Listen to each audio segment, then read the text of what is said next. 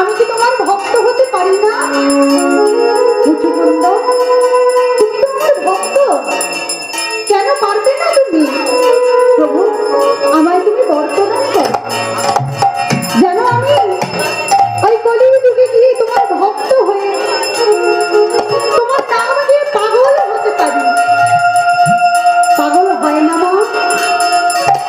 গীতায় ভগবান বলছেন, এবং ব্রত সৎপ্রিয় নাম চিত্তা যাতানুরাজ্ঞে দ্রুত চিত্ত উচ্চৈ হসত্যস্য রোদিতি রৌতি গায়ে তুম মাধব নৃত্যতি লোকবাহ।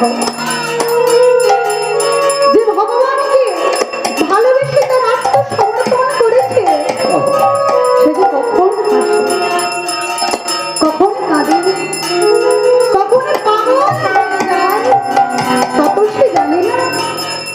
তুমি যাবে, সেই মুচুকুন্দ রাজা এই কলিযুগে হয়ে এলেন জয়দেব, কিন্তু এলেন কোথায়?